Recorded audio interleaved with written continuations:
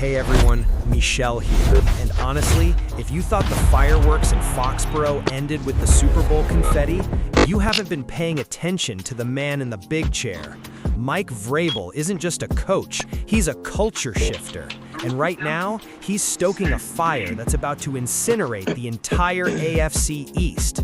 Listen, we are at the NFL Scouting Combine in Indy, the absolute ground zero for off-season chaos, and Vrabel just dropped a nuke on the media scrum. When he was asked about a blockbuster trade for A.J. Brown, yeah, that A.J. Brown, he didn't give us the coach speak door slam. Instead, he leaned in. He said, "We'll look at everything that we can possibly look at to add to our roster." Look it, that is a massive green light.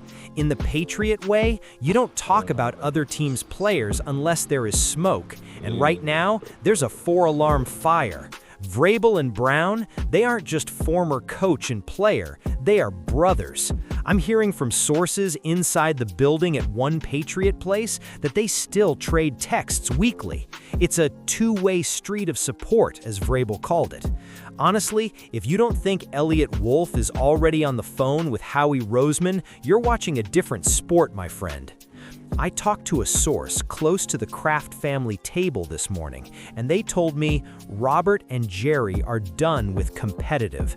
They want dominant. They saw what Drake Maye did without a true X-receiver, and they're ready to pull the trigger on a move that changes the geometry of the field. Another insider, a veteran AFC East scout, told me A.J. Brown in a Mike Vrabel system in New England, that's not just a trade, that's a hostile takeover of the conference. But before I lose my mind over the technicals, do me a favor, hit subscribe, smash that like, and I need to see your takes in the comments. Am I crazy, or is A.J. Brown the final infinity stone for Drake Maye? Is this a standard restoring move, or too much of a gamble? Tell me what you think below. Okay, now, let's look at the scout talk, because this is where it gets surgical. A.J. Brown is 28 years old, 6'1", 225 pounds of pure, unadulterated muscle. Even in a down year in Philly, he put up 1,003 yards and 7 touchdowns. But look at the tape. His physicality at the line of scrimmage is unmatched. In a wide 9 offensive spacing, you need a guy who can win on the slant and go with pure leverage. A.J. Brown has the hand size to snatch balls out of the air in traffic and the 4.49 speed to house it from anywhere.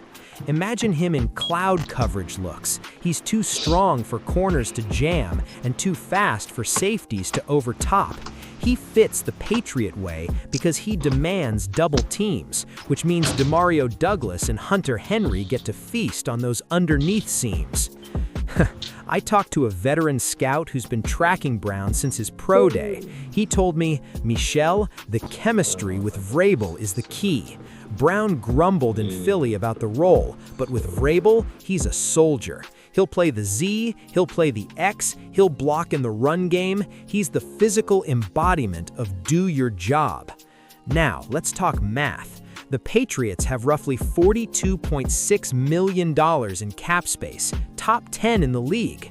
We have the bag. We can absorb Brown's $23 million cap hit for 2026 without blinking.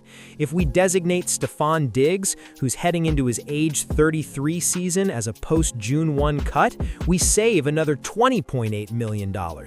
Honestly, it's a no-brainer. You swap a declining veteran for a 28-year-old superstar in his absolute prime who already knows the head coach's playbook by heart? The Eagles are saying they don't want to subtract great players. Howie Roseman is out there playing hard to get, but Sirianni is out there saying he can't guarantee anything past tomorrow. Translation, the door is open and Mike Vrabel just kicked it off the hinges. I've got 5 different sources inside the league telling me how this shakes out. 1. The Patriots are prepared to offer a 2026 first-round pick and a future third for Brown. 2. A.J. Brown is already telling people he wants to be coached by Vrabel again. 3. The Eagles are hesitant because of the dead cap hit, but the draft capital is too tempting for a rebuild. 4. Drake Maye is already throwing hypothetical routes in his head to Brown. 5. The Crafts have given the front office the blank check signal to get Maye a true number 1. Look, honestly, if this happens, the rest of the AFC East should just start looking at 2027. We're talking about a kid in Drake Maye who narrowly missed MVP honors throwing to supplementary wide receivers. You give him a 3-time All-Pro? You give him a guy who can turn a 5-yard hitch into a 60-yard score? It's over. The Patriot way isn't about being nice, it's about being ruthless. It's about building a roster that breaks the opponent's will before the kickoff. Mike Vrabel isn't at the combine to look at 40 times. He's there to build a championship roster, and A.J. Brown is the cornerstone of that vision. So, what do we think, Pats Nation? Do we give up the first-round pick? Do we pay the $32 million a year extension? Personally, I say go all in. Bring the Titan of Foxborough home. Let's show the world that the standard hasn't just been restored, it's been upgraded. I'm Michelle, and this has been your raw, unfiltered look at the Foxborough front office. Don't forget to hit that subscribe button. I want to see your takes in the comments. Am I crazy, or is A.J. Brown the final infinity stone for Drake Maye? Is this a standard restoring move or too much of a gamble? Tell me what you think below.